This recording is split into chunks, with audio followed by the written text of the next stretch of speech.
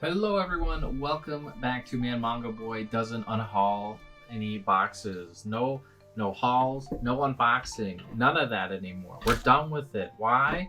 Because Right Stuff, they haven't sent me anything in a long time, okay? They just send me these small little things.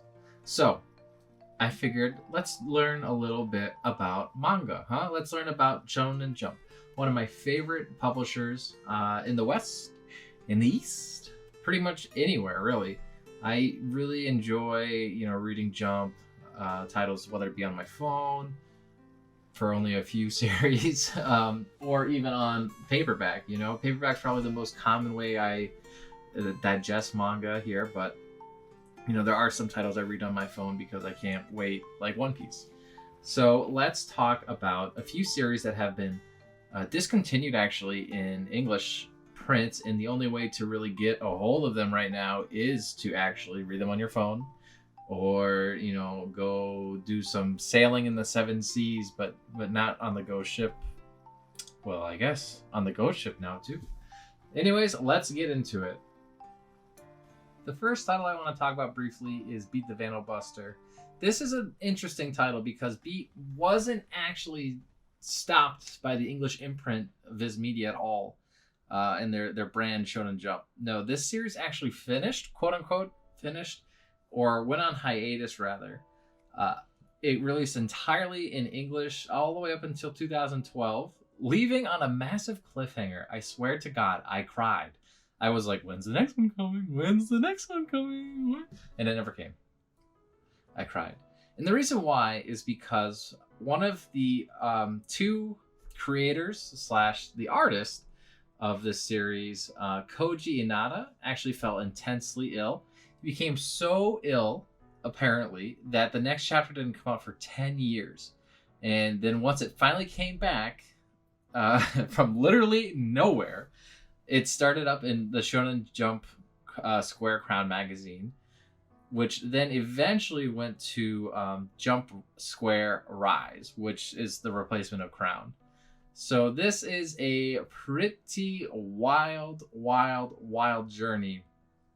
And it's never been revealed what really happened to Inada, but it must, have been not great. They even added actually a third person, Katsuyoshi Nakatsuru. He's a character designer for the 2004 and 5 anime adaptation, who helped kind of bring back the series to the anime form. And the anime was actually pretty good, but again, it was left off of a hiatus. And then once it came back, guess what? It was left on a hiatus, but just returned shortly into 2018. So it's kind of an interesting journey, all right? So just to recap here now, I'm going to tell you guys the dates. So it went from monthly Shonen Jump, okay, 2002 to 2006. Pause. Jump Square Crown, April 15th to October 14th, 2016. Jump Square Rise, 2 years later, April 16th to 2018, still ongoing today. It's been going to places. Now, the two creators you probably have noticed on a recent release that's been, at least from what I've seen on MangaTube, a huge hit called Dragon Quest: The Adventure of Dai. This is a completely unique story based on the Dragon Quest world that the same two creators actually thought up and made prior to coming up with Beat. They have worked on a few titles beforehand, so they are a pretty gosh darn great duo. They must be good friends together, I gotta say. But Dragon Quest: The Adventure of Dai was such a huge hit. I mean, they got 37 volumes off of a spin-off original story. I don't know if you guys have read too many video game manga, but they're usually crap. And they did such a good job that they got 37 volumes. And they were asked to actually work on a Dragon Quest IV kind of spin-off volume called Dragon Quest IV Gaiden: The Labyrinth of Hell. It's a single volume spin-off of that from that game. So they are obviously pretty well received if they're, given something like the Dragon Quest, license to be able to do something with that, because that's a huge honor, especially for Japan. There was this huge rumor about Japan having the day off every time a Dragon Quest game People would call in sick, and then it had to be moved to the weekend. I don't think that ended up actually ever being true, but I don't know. It's like a big thing to have Dragon Quest come out. It's got the same artist as Akira Toriyama in the main series, and it's just a wild game. I strongly recommend it if you guys are fans of JRPGs, just Akira Toriyama's character designs in general. It's like a very more relaxed, a way more relaxed rather, version of like Final Fantasy, or something kind of like, what's a good comparison? Yeah, I guess Final Fantasy is a pretty good one. It's more like a relaxed version of Final Fantasy. It's very nice, very, each game is very kind of isolated. I definitely recommend checking it out. Dragon Quest XI on the Switch actually is a great game to start with. So if you guys are ever interested, I would probably start there, or the Dragon Quest Dai anime. So, is this coming back, Man Manga Boy? What is the word on the street? Will this make a return? Well, until the Dragon Quest Dai story came back to English, I would have said no. But now that Dragon Quest Dai is coming back, I kind of do think that they might bring back Beat the Vandal Buster. And the reason I think that is because it's the duo, right? The same two people. But also because this series is still coming out. And a lot of the other series that they have in that magazine actually are pretty famous, but half of them kind of exist and half of them don't. So D. Gray Man is coming out. That's another title in this same magazine, Jump Square Rise. Beat got published here once already, so maybe. And then they also have Kekkai Sensen Back to Back. And that may sound like a whole bunch of jibber jabber to you guys, but that's actually Blood Blockade Battlefront, written by Yasuhiro Naito, who wrote Trigun and Gungrave. Gungrave is a great anime. If you guys have never checked it out, strongly recommend it. So yeah, I would really like to see that come back. But Blood Blockade Battlefront, sorry, I got tongue tied with that, did come to America.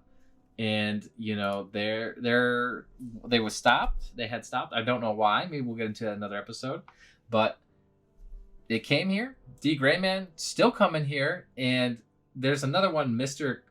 Khaleesi. I don't know what that one is, but it's apparently still going on and popular, maybe. But it's one of those titles where it went dormant for a while and then came back out of nowhere. So that is Beat the Vandal Buster. Let me tell you guys a little bit about Beat the Vandal Buster, okay? This series was pretty cool because it was a series that had a lot of video game roots and references. But before, there was really a whole lot of video game-esque stories. Quick synopsis. This story is set in the Dark Ages, a term referring to the time since Vandals appeared and started attacking humans. Beat is a boy who dreamed of joining the Xenon Warriors, a group of Vandal Busters who are considered to be the strongest on the continent. When the group comes to protect his village from the Vandal Beltorze, Beat tries to join them but is rejected. When Beltorze appears, the Xenon Warriors seem to have the upper hand until Beat cheers them on. This causes the Vandal to notice his presence and attack Beat. The Xenon Warriors are then forced to break formation and help him. Beltorze uses this moment of their broken formation to attack, which mortally wounds them all. Hidden in the smoke, the Xenon Warriors rescue Beat and save his life by putting their life force into their saga, or like their soul weapon, spear weapon, and give them to Beat. When Beat complains and asks why are they doing this, because he's a piece of crap brother. Sorry, brother. It's because he's a piece of crap kid. It's revealed that he is actually Xenon is actually Beat's brother. And, now the weaponless Xenon Warriors emerge from the smoke and continue to attack Beltorze. When Beat comes back, and regains consciousness, both the Vandal and the Warriors are gone. So Beat hates himself and decides to make it his mission to take out the Vandal Beltorze and help protect the world. He wants to end the Dark Ages, as they say. So that's a quick synopsis of Beat. If it sounds even remotely interested to you, I would recommend reading it. If you guys liked Dragon Quest Adventures of Dai, I would recommend reading it. It's a great, great series with a pretty good anime as well. I haven't, I don't think I finished it. Maybe I did. It's been a long time since I watched it, though. I think the entire anime finished all the way back in like 2005, 2006, something like that. And it got like a sequel series. I don't know if there's any fillers to it or anything like that.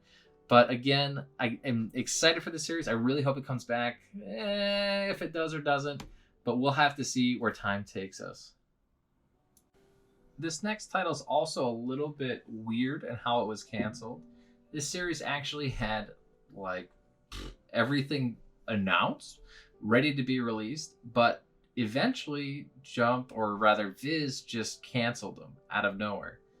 So they even had a straight up translation of the summary. They had a date picked out and everything for volume 15 of Kurohime. It had like literally everything. Okay, the cover was made, the summary, the back, all made. It just never came out, canceled. And there's only 18 volumes. So it had 15, 16, 17, 18, 4 to go. Okay, so they just canceled it out of nowhere. And there's been a little bit of a, matter of, was it canceled because it was not selling well, which it wasn't selling that good. It never really found its audience in America or in just in English in general. But there is another kind of thought process from Jason Thompson, apparently, who edited it briefly through Viz, stating that there was always a fine line of decency when it came to the Shonen Jump label, even with the advanced line. So this is a Shonen Jump advanced title, as they call it. Like I believe Death Note is as well, and Hunter x Hunter is too. And it shows that there was a little bit of a possible red flag in volume 15, possibly with a rapey, quote-unquote, rapey sex sequence. I don't know much about it because I haven't read it yet, but typically Jump likes to avoid those. I think I alluded to it earlier, actually, via Seven Seas Ghost Ship, Ayakashi Triangle, a series published in Shonen Jump in Japan. Maybe not Weekly Jump. I can't remember if it's weekly or not, but I believe it is actually. But it got kicked off the Shonen Jump app in English. So we don't have access to it in America at the very least. And it was in English for a long time, like all the way up to volume 7 or so. And then they started to just take it out because it was a little bit too spicy. Very recently, not yet press, Seven Seas actually announced that it's going to do the publishing the physical volumes of it. And I'm not sure if it's going to have a digital release anymore because I can't see it anymore on Jump, that app. So that's interesting to me. It's weird how Viz is like so PG, it doesn't want to release anything that's not for the younger audience. Ayakashi Triangle is total etchiness though. I have read a few volumes of it and it is, well, kind of steamy, okay? So it does make sense that it would get to Ghost Ship. Hopefully uncensored, but we'll have to see if that's what happens or not. But Kurohime is definitely an interesting story since it was done, they had everything already planned. Things were going great, and it just even had 15 all ready to go. But out of nowhere, it was just wiped out. They couldn't even do us the decency of finishing the last 4 volumes because, bad sales, possible risque scene, tough to say. But, it is an interesting story nonetheless. And just a quick summary of Kurohime is pretty much this. Starting 10 years before the story's beginning, Kurohime brought an end to a massive war fought to own and rebuild the Tower of the Gods, which once completed would allow the builder to become a god themselves. Upon completion, Kurohime destroys the tower and enters the realm of the gods to slaughter them, as they were the ones who started the war in the first place. Through a combination of deception and brutality, the gods captured her and then split Kurohime into 2 beings, one representing her rage and the other her compassion. The being representing her rage came in a form of a small girl named Himeko, who seeks to regain her body and her powers in an attempt to take down the gods again. However, the curse can only be undone with love. Throughout the course of the manga, Kurohime is able to regain her ability to love through relationship with Zero, causing her to evolve into different incarnations throughout the various story arcs. So this is a story that was kind of interesting as well, even in Japan. So it released in Monthly Shonen Jump 2000 to 2007. Then it got booted off to the Jump Square website for 2007 to 2011 to finish it off. This, again, kind of shows you where they were going with the story. It was a little bit clearly, I'm assuming, again, more risque than probably Jump wanted to in Japan have in their physical print. It's my thought anyways, hard to say. And then was moved over to Square. It could be that, maybe the author just preferred a more irregular schedule. I'm not sure if that magazine allows for a more irregular schedule or not, but it does look like that the volumes released a little bit more irregularly after it swapped over to Square. So volume 15 in Japan came out December 4th, 2008. Volume 16 came out 2004-2009. June 4th, 2009. 17, April 30th, 2010. And 18, April 21st, 2011. And that was the first year that it was on Jump Square. It switched over to in 2007. So the last title in Monthly Shonen Jump, I'm assuming, was either December of 2007 or probably July even. It's hard to kind of pinpoint it because they did release 1, 2, 3 volumes in 2007, and then after that decided to release 1 volume a year. So I can't tell you exactly why they made that shift, but around that same exact kind of time spot, Viz said, get this out of here. We're not printing this. This is going to the trash. Whether it's because, again, poor sales or it got too inappropriate. Hard to say. But again, majority of this title is out in English. The first 14 volumes are available and pretty easy to find despite it being an out-of-print title. But you'll never finish it unless you read the rest online anyways. So that's a little bit disheartening to get into. It's a story that people have a hard time getting into, but maybe it sounds like it's up your alley. It's hard to say without, reading a few pages on your own, right? So this series is fairly popular. I'm sure everyone was waiting for me to talk about this because it's always one of the more popular series that we like to talk about with Shonen Jump cancellations. And that is Kitokyo Hitman, or Home Tutor Hitman Reborn. So this is a series that kind of showcases this guy, Suna, who's long related relative of this mafia family, and he's the next in line to become the mafioso boss. So this series starts off as kind of like a gag comedy manga and starts to progress into kind of a battle manga, more serious for sure. It does, however, take quite a while to get there. In fact, it probably takes around like up to volume 14, 15 to get around to that bit. It does start to ramp up getting serious as it leads up to those volumes, but I would say that's kind of when it really starts. Something called the Future Arc, as most people would know it as. And it's one of the longest running arcs actually in the whole series. It pretty much takes advantage of the whole series almost. I believe it starts volume 16, 15, and then it ends in volume 30. That's how long the arc is, okay? That's how crazy it is. And this is a series where it's not, too much longer than 30 volumes. Anyways, so this series actually got canceled because of the fact that it just couldn't sell. Pretty straightforward, but what is kind of odd about it is that they did plan to have volume 17 and 18 come out, but they just didn't. I guess they figured, that would have been ending it in the middle of an arc, and they decided to end it like right when the arc started. So, great. But they also released like not the whole anime, but a lot of the anime, like right after it released, which is bizarre because this series is not going to do well. So why would you possibly make the anime? And not only that, but the series is still, you can't really get it on Amazon, but it's not, or it wasn't anyways, super hard to get until very recently. And I don't know if it was still being printed or what, but for a long time, like not until this year or the year before, it was still pretty readily available on Right Stuff. So that was kind of weird too.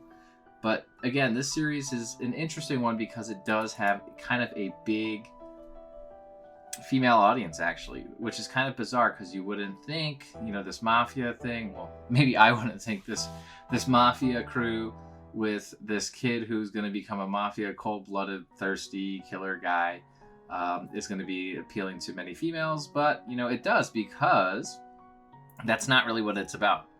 It's about this goofy, happy-go-lucky kid who's kind of like, the usual geeky kid, and he doesn't want to fight people or kill people, and he's got like a home tutor who's like in the body of a toddler, and he's got this guy who keeps coming through, crashing his house with a bazooka with little cow horns. So it makes sense as to why a female audience would kind of want to gravitate towards that. And I liked it a lot too because of that. I mean, it was kind of out there. It was kind of not like a lot of other series being published at the time, for sure. So I can see why it would get canceled, because that is a bizarre thing to kind of point towards teenage boys. Teenage boys like Naruto, they like Dragon Ball Z, especially back then. They don't like this new weird kind of comedy stuff. At least back then they kind of did it. Nowadays, they kind of do. But it is a little bit of a, tragedy, because that is the future arc, is the bulk of the story. That's when the story gets good. That's when the story gets to, its point. People have said that after the future arc, it's not quite as good. Before the future arc just isn't at all great. But, that's half the series is amazing, okay? And that's where they stop it, is right when the series is about to get running. A quick summary of this plot. A boy, Suna Yoshi, or Suna Sawada, is chosen to become the 10th boss of the Von Gola family, as he's the great-great-great-great-great-grandson of the first Von Gola boss who moved to Japan from Italy. Timoteo, the Mongolian the 9th, the current head of the family, sends Reborn, a infant hitman from Italy, to train the reluctant Suna. Reborn's chief teaching method is dying will bullet, which causes the person to be reborn with a stronger self to execute his dying wish. The clumsy, underachieving Suna becomes stronger, more confident, and willing, and making him a suitable Von Gola family boss despite his continued reluctance. He makes several friends, including his love interest, Kyoko Sasagawa. So this series is actually a lot of fun. I definitely recommend reading it. I haven't read past the future arc yet myself, but this is a series I think that a lot of people would enjoy. I think right now it's on Discotech, or like, I'm not really sure. It might even still be on Viz Media's for streaming if you wanted to check out the anime, but I really would point you more towards the manga. So I would definitely recommend checking out this series if you guys are at all interested by what I was saying, but definitely check this one out, the old-fashioned way, because I don't think that this is going to ever come back, despite the fact that everybody has outcried for it. It just isn't as popular, and historically it wasn't as popular. It'd be shocking to see the series come back. This next title is not your average Shonen Jump title, especially back in the day. This is a rom-com that kind of started all rom-coms for Shonen Jump. Strawberry 100%, written by Mizuki Kawashita, actually a female author, made this manga. And it's actually pretty historical, because just like I was mentioning, it's one of the earliest and first rom-coms in Jump that started to take off. It really helped pave the way for things like Nisekoi, Rosario Vampire, We Never Learn, and To Love Ru. But the downside is, unlike those series, this one was canceled at volume 14. And similar to what happened with Reborn, Jump actually released the anime still, or not, well, maybe not Jump, but Viz did. But instead of doing it after they canceled it, they decided to air the manga. No, air the anime. There we go. They aired the anime just a few months before they canceled the manga. So they must have known that it was going to be canceled, the English manga release, but still decided to air the anime anyways? But why would you even order the anime if you know you're going to cancel it? I just don't really get it. It doesn't make sense to me. This title was canceled at volume 14. Again, 15 was all ready to go. They had it, everything pretty much good. There is only 18 volumes, I believe, with a kind of spin-off 17th. There's 19 volumes with a spin-off kind of coming out called East Side Story. It's not really like a spin-off, it's just like a one-shot volume manga. I believe it's got a time skip to it. It's like a sequel series. So that is pretty cool. But it's just an odd thing that something so popular in Japan and, you know, historical looking back just didn't get anything, you know, out of it. It didn't get to finish. It was so close to finishing. Even if the sales were negative, you'd think that Jump would at least try again, or at least finish off this series, because again, it really paved the way to these popular series like, you know, Nisekoi and Rosie Vampire into Love Root especially. But, you know, that's just how it works in Jump. Let me just give you a little bit of a synopsis story here. The story chronicles the school years of Junpei Manaka, a student, aspiring movie director, and his relationships with the girls that enters his life. In the beginning, he encounters a mysterious and beautiful girl on the roof of his middle school and only remembers that she had strawberry patterned panties. Us men only pay attention to the details. She leaves before he can talk to her, but finds a notebook nearby belonging to Aya Tojo, an ordinary-looking glasses girl wearing girl who is a gifted writer. The two become friends with a common ambition of turning great stories into movies. Thinking that Tsukasa Nishino, the most popular girl in school, might be the mystery girl, he asked her out while doing a pull-up at a chin-up bar and was surprised when she accepted. He later realizes that, you know, Tsukasa might not be her. But he's like, screw it, I'm gonna keep dating her anyways. And so he decides to continue his dreams. Will he ever find out who the mystery girl is? Who knows? You'll have to read, you know, to find out. This is a series where, again, I don't think it's as hard to get your hands on this series. I would definitely recommend picking it up. But again, you won't be able to finish it up physically. You'll have to go online for the rest of it, of course. I don't think that there's any chance of this coming out in English. I feel like it would have already came out if it had any chance of it. I mean, I won't say that there's zero chance, but I would say low chance.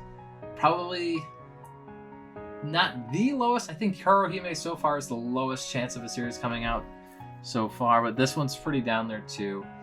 I do think that if somehow the rom-com genre really explodes with Ismida's Jump imprint, they might bring it back, but that's a pretty big if. Again, the story is pretty short with only 19 volumes and one sequel volume to make a total of 20 technically. And they released quite a few of them, not all of them. They released up to 14. So you're missing 15, 16, 17, 18, and 19, and then the spinoff number 20. So that's 6 volumes that we're just shy of before seeing the actual end of this in English. But again, definitely historical. If you're a big fan of this kind of a genre, I would recommend reading it, no doubt, no doubt. Shaman King is a series that has gained a lot of popularity lately since it's got the re-releases through Kodansha. But some of you will probably remember that there was these Shaman King Viz releases, you know, with the Shonen Jump imprint branding. It went up 1 to volume 32, not really actually having the entire full series available to us, but the full series for a very long time. It was a little bit later on that the author Hiroyuki Takei decided to actually come up with an ending and ended the actual series at volume 35. But it did take quite a bit of a time to get there. So that's kind of why I'm including this on this list. Because we are still technically missing 3 volumes.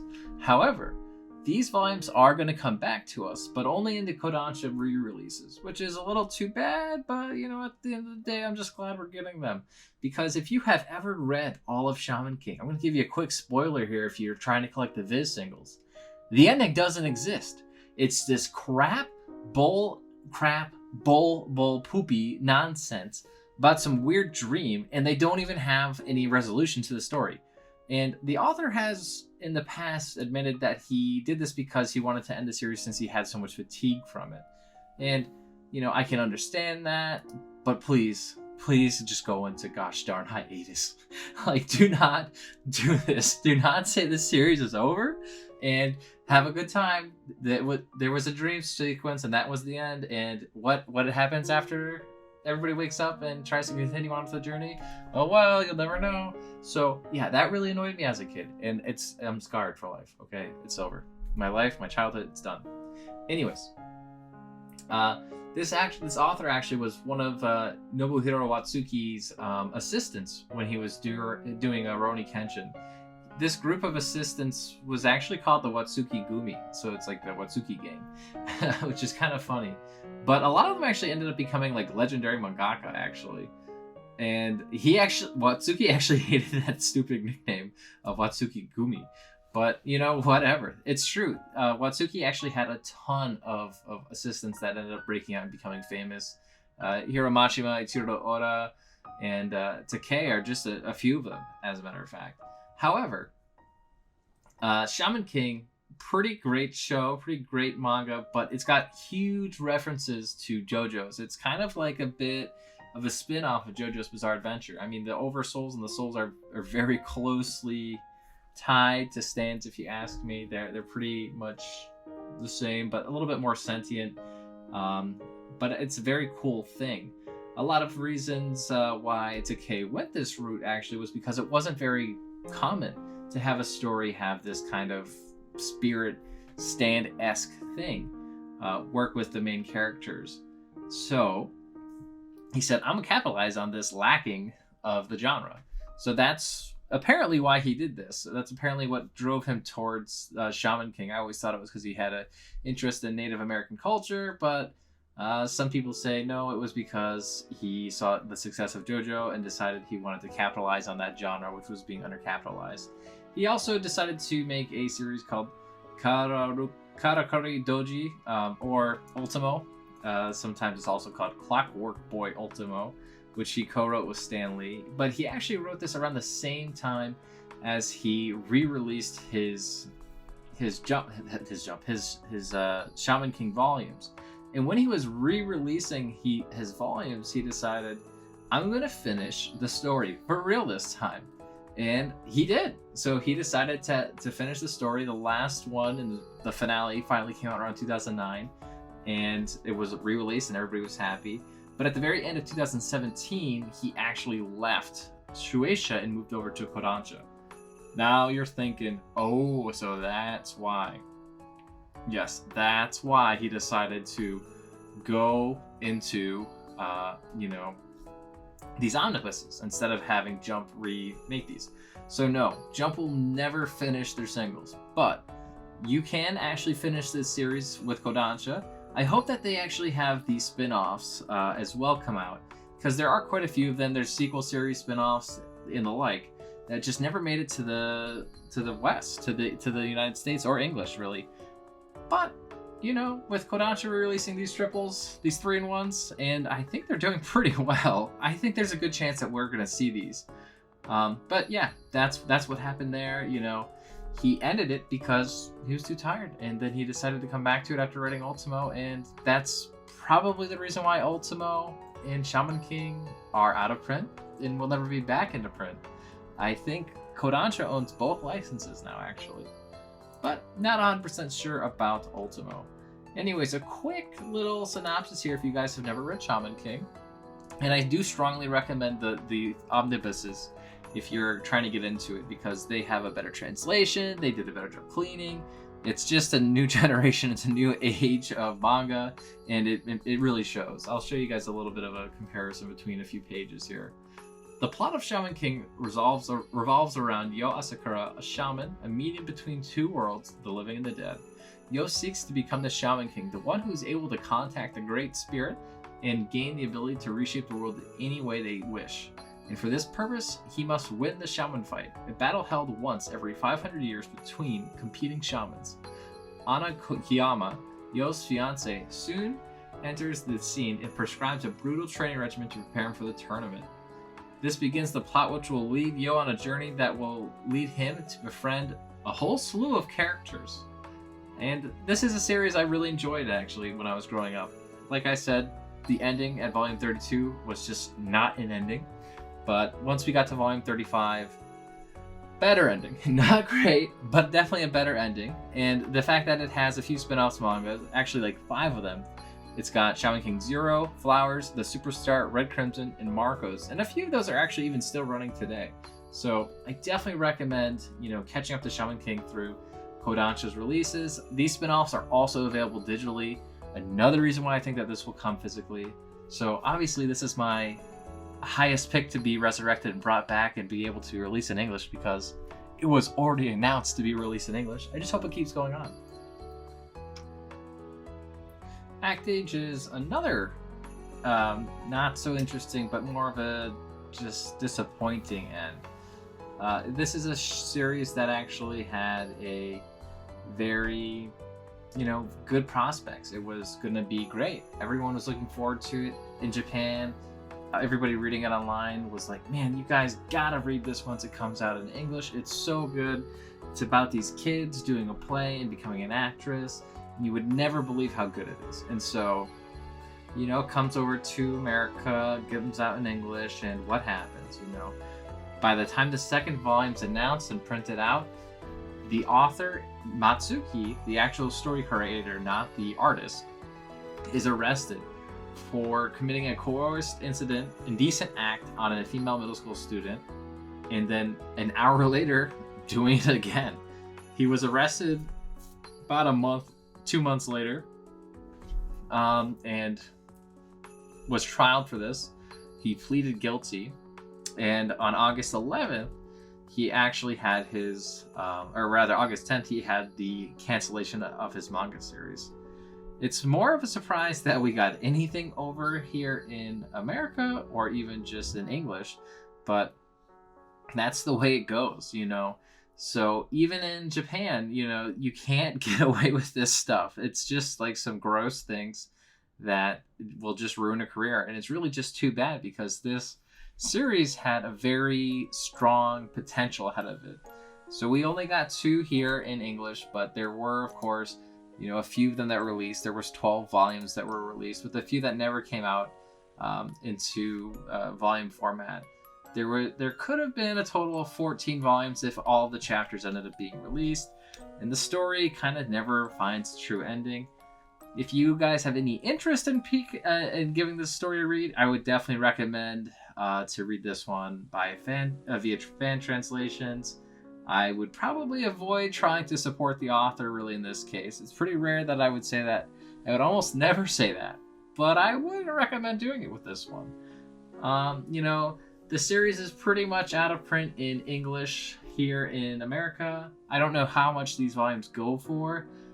Probably a lot, but not 100%. I do have them both myself, but again, I would really recommend against grabbing this series. Maybe secondhand you could pick it up and go with it that way, but that's just kind of something you have to know about before you get into some series. Not every series, despite being a good piece of art, has the best minds behind it. Quick summary of the plot. The story focuses on Kei Yonagi, a high school girl who strives to become an actress. She lives with her 2 younger siblings after their father left them and their mother died. Kei has an extreme talent for method acting, to the point where she loses track of reality while acting. At an audition, some speculate that this acting of this intensity could actually be self-destructive, and cite that as a reason for not accepting her. However, Kei catches the eye of a highly acclaimed director, Sumiji Koriyama, who steps forward with the intent of bringing out her full potential. Again, a manga kind of unique, one of a kind, and it's a shame to see it not be fully realized. This next series, it's probably the only story that I know of that's more bizarre than JoJo's Bizarre Adventure.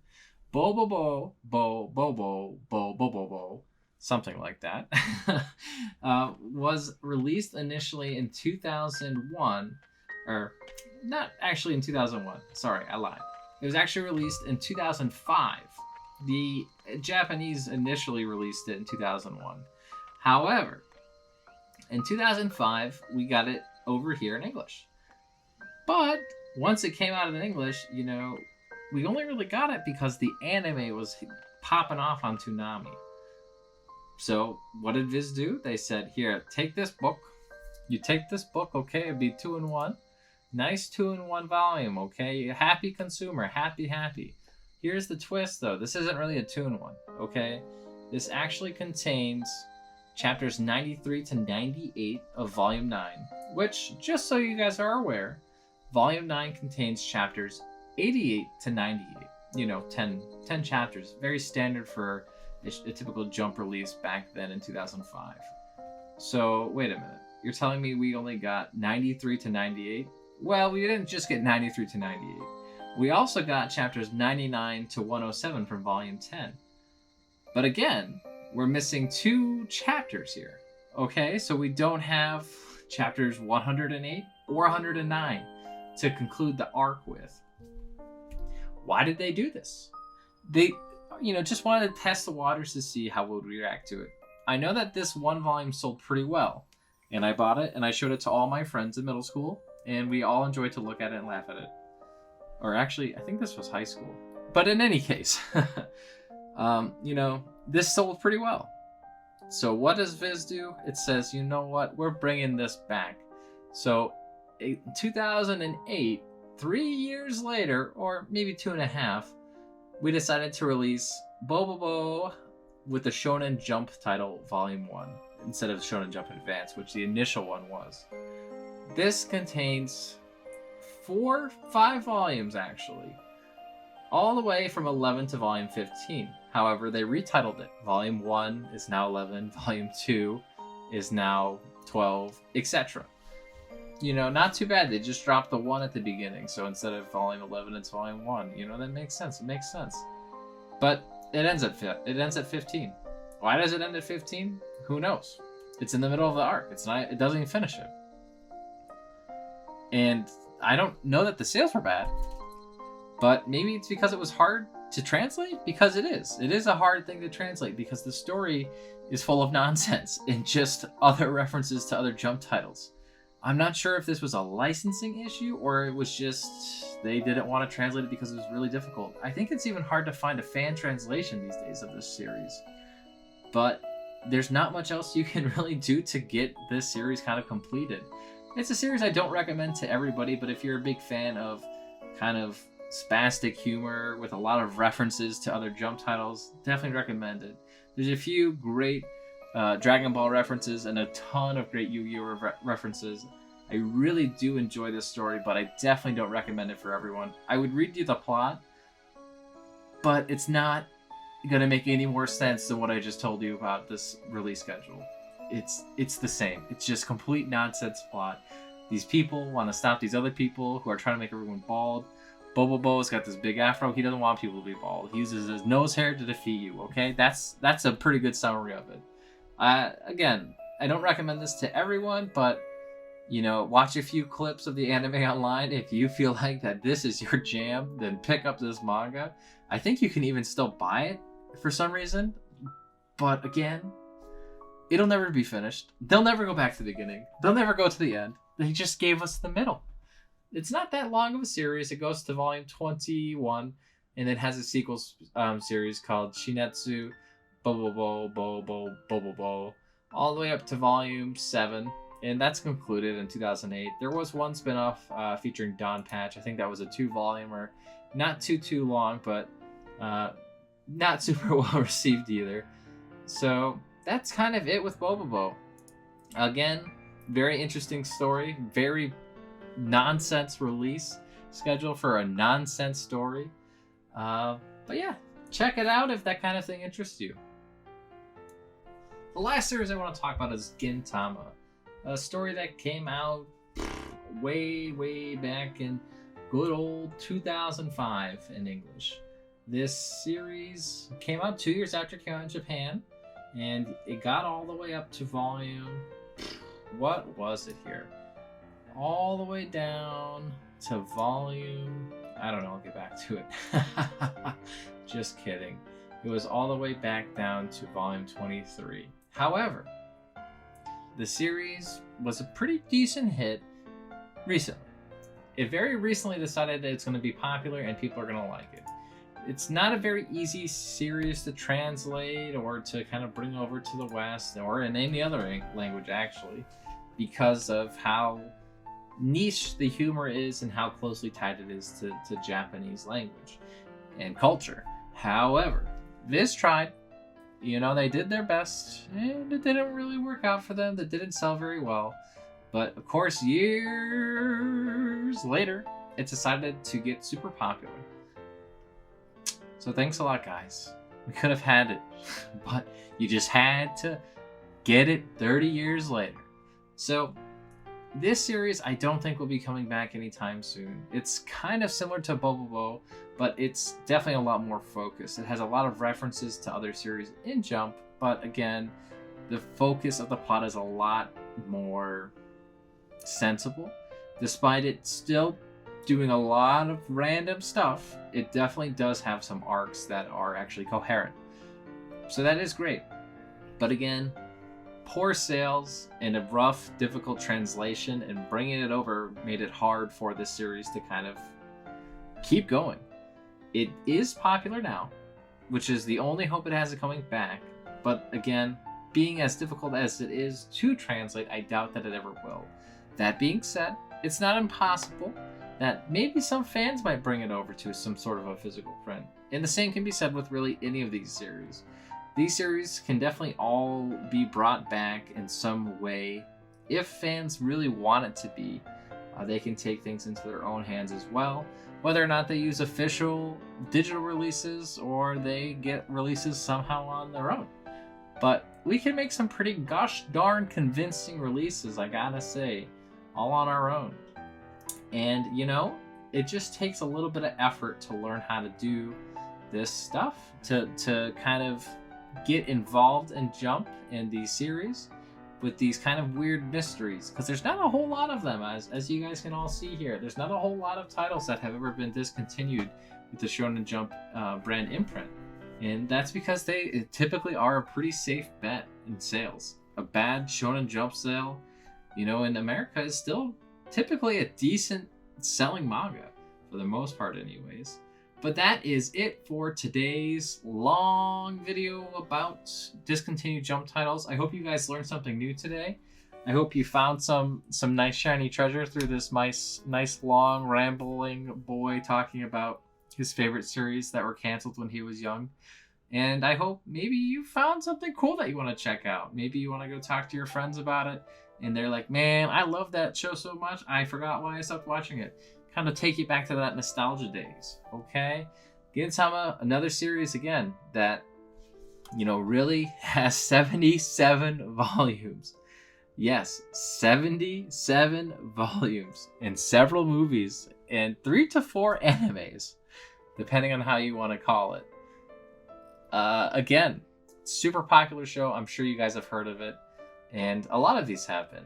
So, if you like this kind of stuff, please like, comment, and subscribe. Let me know anything interesting you learned down below, or if you have any of these titles, or if you want to see any of these titles come back. Definitely voice your concerns in your comments down below.